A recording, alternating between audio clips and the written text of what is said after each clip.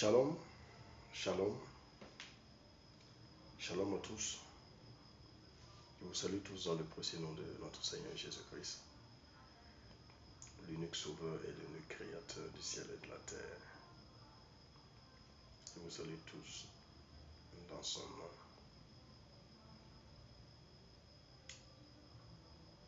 Disons merci au Seigneur en quelques mots. Seigneur, merci pour ta grâce. Parle-nous, inspire-nous au nom de Jésus. Amen.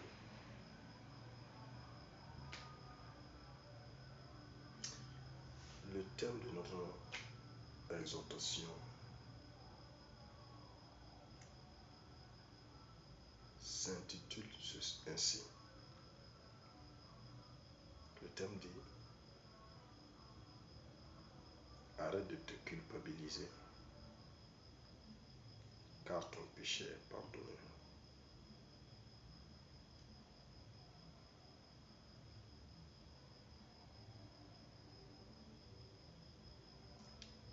Beaucoup de gens ne savent pas que leur péché est pardonné.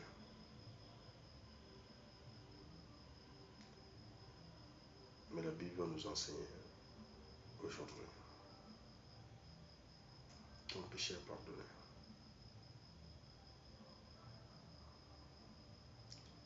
Il suffit seulement que tu la confesses. D'abord, nous allons lire dans l'Ancien Testament.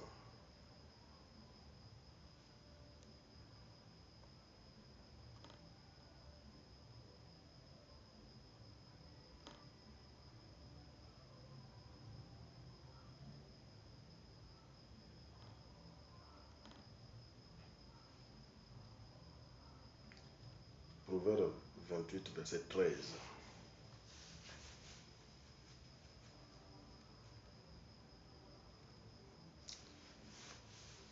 Il dit ceci: celui qui cache ses transgressions ne prospère point, mais celui qui les avoue et les délaisse obtiendra miséricorde. Osée 4,6 dit ceci: mon peuple est détruit par manque de connaissance. Il dit, mais pas parce que moi Dieu, je n'ai pas la connaissance pour leur donner, mais parce qu'eux-mêmes, ils rejettent la connaissance. Ils rejettent l'enseignement. Or, si on allait prendre le temps de la délivrance aujourd'hui pour faire l'enseignement, les chrétiens seront bien enracinés dans la parole. Je ne suis pas contre la délivrance. Non, loin de là. Il faut faire la délivrance. Mais une fois que vous faites la délivrance, et le monsieur ou la dame est toujours ignorante, elle va faire revenir les démons sur la base de la parole de Jésus. Il dit, si un esprit impur sort, va se promener dans la nature, 7 jours après il revient voir si sa maison est bien balayée, va chercher 7 autres plus puissants que lui. Ils viennent s'installer. Donc voyez,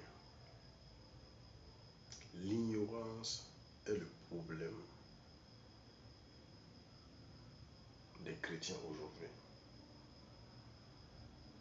C'est pas parce que Dieu manque de connaissances pour enseigner son peuple, mais le peuple lui-même ne veut pas la connaissance. Ils ne veulent pas t'enseigner. Ce qu'ils veulent, c'est Dieu va te bénir. J'ai vu un monsieur qui part à l'extérieur. Attendez. Bon, un ignorant qui part à l'extérieur, il va revenir bredouille. C'est clair. Donc vous voyez, il est important que vraiment nos dévanciers reviennent dans l'enseignement. enseigner la parole. Je rencontre beaucoup de gens qui reviennent sur le même péché, se culpabilisent et certaines personnes même abandonnent la foi à cause d'un péché. C'est l'ignorance. Je vais choquer le monde entier par cette parole. Nous sommes pardonnés en Jésus-Christ pour nos péchés qui sont passés et nos péchés qu'on va commettre.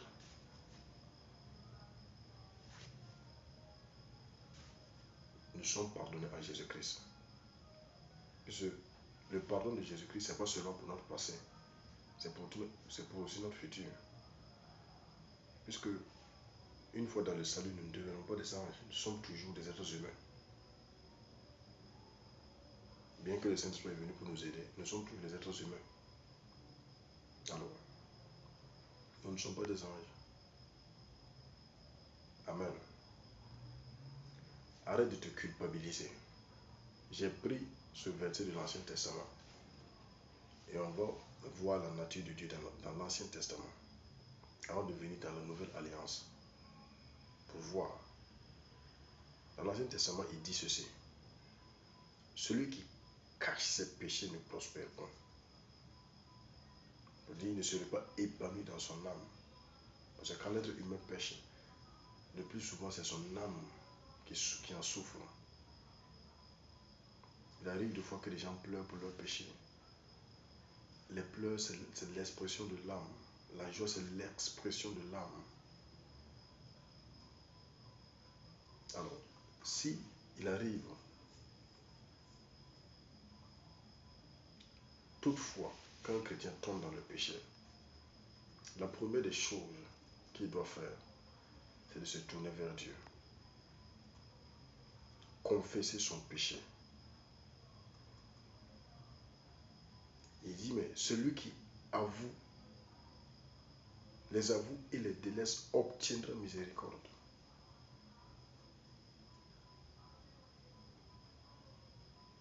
Dieu est celui qui est prêt pour nous pardonner.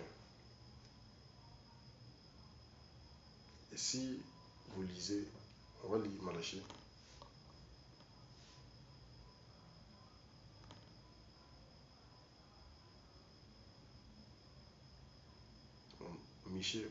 Michée 7, verset 8.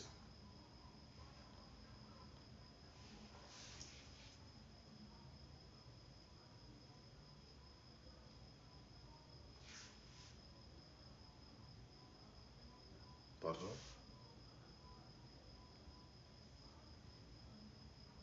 Michée 7, verset 18. Il dit ceci. Quel Dieu est semblable à toi, qui pardonne l'iniquité, qui oublie les péchés du reste de ton héritage. Il ne garde pas sa colère à toujours, car il prend plaisir à la miséricorde. Il aura encore, on dit qu'il a eu compassion de nous avant, mais il aura encore compassion de nous. Il mettra sous ses pieds nos iniquités. Tu jetteras au fond de la mer tous nos péchés. Amen. Donc vous voyez, même dans l'Ancien Testament, Dieu continue de pardonner. Ce n'est pas maintenant dans la nouvelle alliance que toi en Jésus-Christ, pour un péché que le diable a organisé, le démon a organisé, et par manque de garde ou bien un truc de ce genre, tu tombes dans le péché qui peut te culpabiliser. Relève-toi. Alléluia. Parce que Dieu est toujours prêt pour nous pardonner. Il est toujours prêt. Il dit qu'il n'a pas de semblable dans son pardon. On va encore lire dans l'Ancien Testament. Ésaïe 55.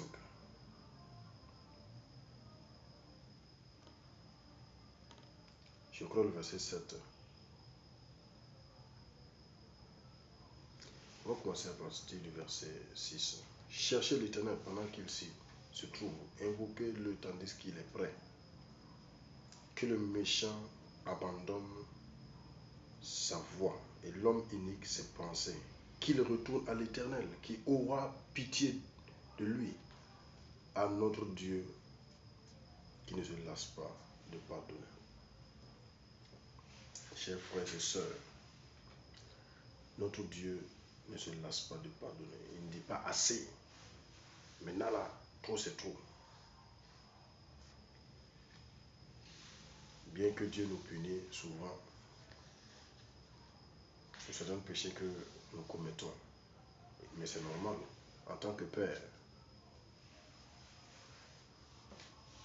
il faut punir ton enfant pour qu'il revienne sur de bons sentiments. Mais Dieu ne se lasse pas de nous pardonner.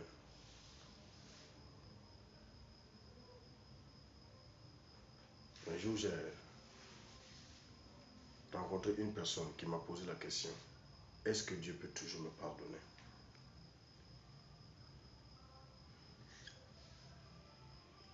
Je lui ai dit non. Je ne sais pas si Dieu va te pardonner ou pas, mais la Bible en sait.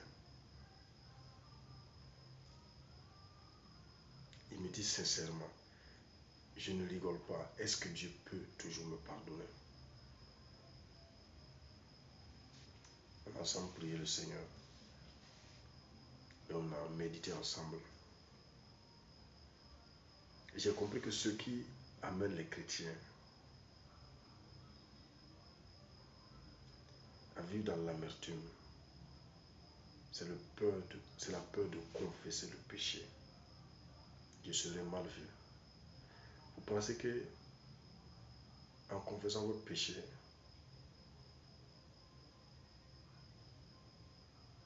lui qui vous écoute pour vous prier pour vous est meilleur que vous? Non. Ce n'est pas un homme qui est assis près de vous. C'est un être humain comme vous.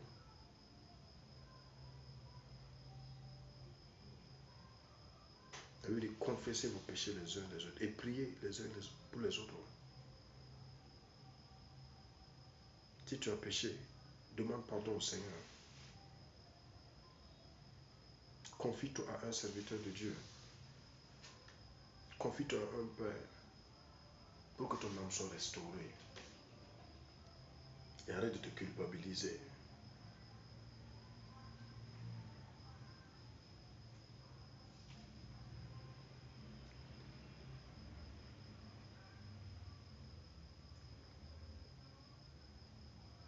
Et l'homme d'iniquité, ses pensées, qu'il retourne à l'Éternel, qui aura pitié de lui, à notre Dieu qui ne se lasse pas de pardonner. Et souvent, j'ai envie de dire à certaines personnes, c'est pas parce que tu as gêné que Dieu t'a pardonné. Non, Dieu t'a pardonné parce que Christ est mort pour toi. Pas parce que tu gênes pendant 3 jours que Dieu t'a pardonné. C'est parce que Christ est mort pour toi que Dieu te pardonne. J'aimerais dire à certaines personnes qui m'écoutent aujourd'hui, faites de bonnes repentances, des repentances sincères devant Dieu. Généralement, les vraies repentances se font dans les larmes. Parce qu'ils ne savent pas quoi dire à Dieu. L'âme souffre. J'ai péché contre mon Créateur qui m'aime.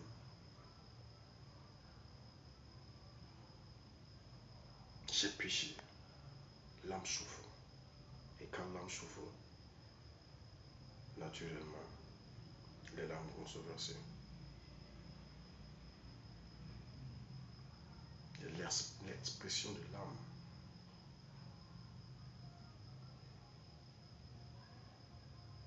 Faites de bonne repentance devant le Seigneur. Détournez-vous du péché. Nous ne savons pas à quel moment le Seigneur va descendre.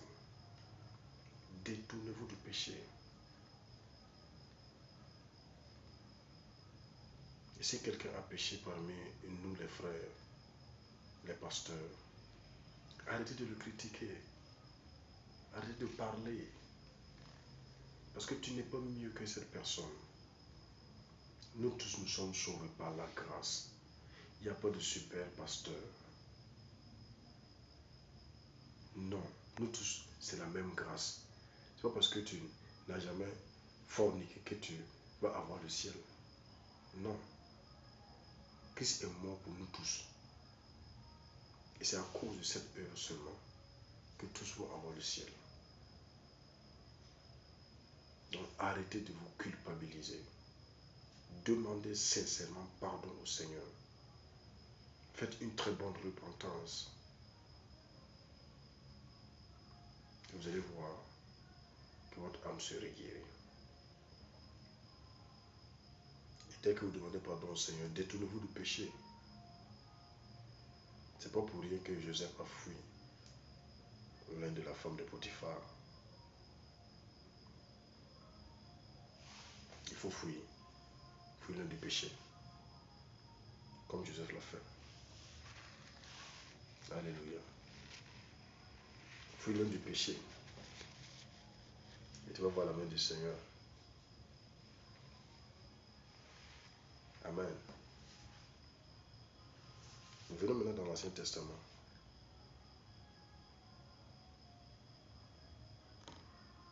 Que dit Jésus sur le péché? Nous allons tous voir que Jésus, quand ils ont amené la femme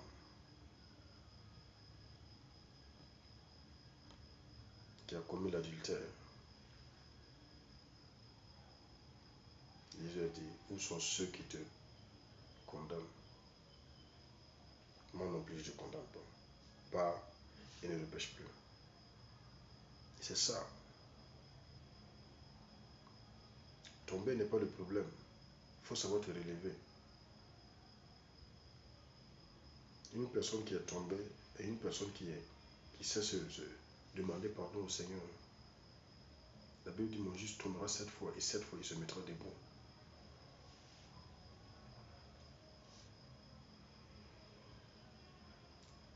Jean, chapitre 1, verset 7 à 9. Il dit, si nous confessons nos péchés, le verset 9, il est fidèle et juste pour nous les pardonner. Vous voyez. Dans l'Ancien Testament, il dit qu'il n'a pas de semblable dans son pardon. Vous voyez. Dans la Nouvelle Alliance, il dit, si nous confessons seulement, il est fidèle et juste pour nous les pardonner et pour nous purifier de tout péché. Toute iniquité, pardon. Vous voyez. Et un jour, un frère m'a posé la question, est-ce que quelqu'un qui est né de nouveau pêche? Il dit bien sûr. Il pêche mais pas par volonté. Non.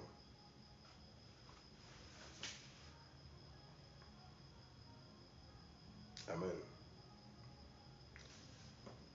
Et il m'a posé la question à savoir si quelqu'un de nouveau, quelqu'un qui est né de nouveau pêche, quel est le sort qu'il est réservé? Il dit parce que celui qui est né de nouveau a la nature de Dieu en lui. Donc il ne peut pas pratiquer le péché. Il dit, je suis d'accord, il ne peut pas pratiquer le péché. Je suis d'accord. On a pris le même chapitre, 1 Jean chapitre 2, le verset 1er. Il dit, mes petits enfants, je vous écris ces choses afin que vous ne péchiez point. Et si quelqu'un a péché,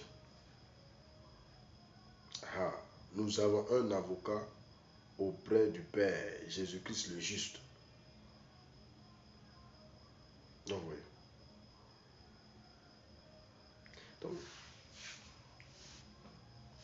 pensez-vous que le péché peut nous séparer de l'amour du Seigneur?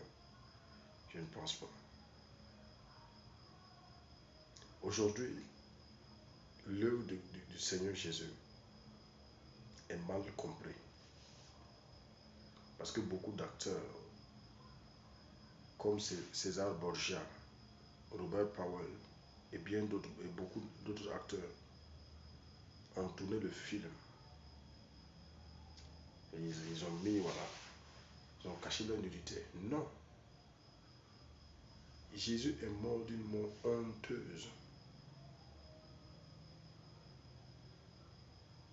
Honteuse, comme un brigand. Et s'il est mort honteusement, pense que ton péché est plus lourd que ce que Jésus-Christ a fait. Ce qui te reste à faire, c'est de donner dos au péché. Pour triompher sur le péché, il faut donner dos au péché.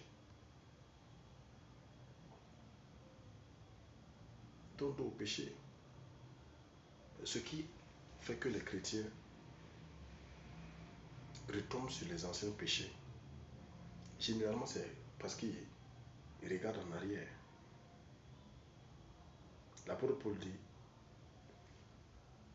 je pars de l'avant, je cours vers la couronne qui m'est réservée devant. Ce qui est passé, moi ça m'importe peu. Et les Français ont su bien dire les choses, c'est du passé. Pourquoi se contenter du passé? C'est pas parce qu'il n'y a pas d'enseignement. Pourquoi passer le temps à se juger, à s'incriminer? Et certaines personnes même vont jusqu'à ne pas prendre la Sainte Seine.